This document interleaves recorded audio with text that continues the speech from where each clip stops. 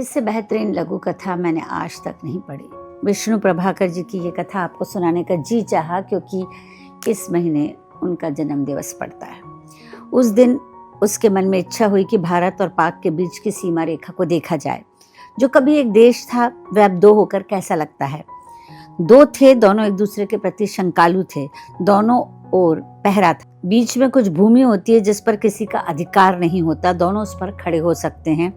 वह वहीं खड़ा था, लेकिन अकेला नहीं था, साथ में उसकी पत्नी भी थी और थे 18 सशस्त्र सैनिक और उनका कमांडर भी। दूसरे देश के सैनिकों के सामने वे उसे अकेला कैसे छोड़ देते। ये इतना ही नहीं, कमांडर ने उनके कान में कहा, उधर के सैनिक आपको चाय के लिए बुला सकते हैं, जाइएगा नहीं, पता नहीं क्या हो जाए, आपकी पत्नी भी साथ में है और फिर कल हमने उनके 6 तस्कर मार डाले थे। उसने उत्तर दिया, जी नहीं, मैं उधर कैसे जा सकता हूँ। और मन ही मन कहा, आप मुझे इतना मूर्ख समझते हैं, मैं इंसान पराए अपने में भेद करना जानता हूँ, इतना विवेक मुझ में है। वह ये सब सोच रहा था कि सचमुच उधर के सैनिक आ पहुंचे। रौबीले पठान थे, बड़े तपाक से हाथ मिलाया। उस दिन ईद थी, उसने उन्हें मुबारकबाद कहा बड़ी गर्मजोशी के साथ।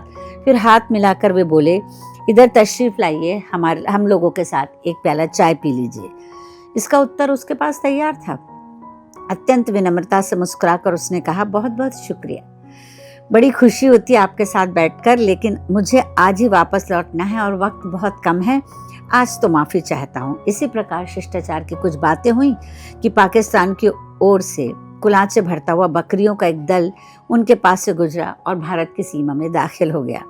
एक साथ सबने उनकी ओर देखा और एक क्षण बाद उसने पूछा, ये आपकी हैं? उनमें से एक सैनिक ने बड़ी गहरी मुस्कुराहट के साथ उत्तर दिया, जी हाँ जनाब, हमारी हैं। जानवर फर्क करना नहीं जानते।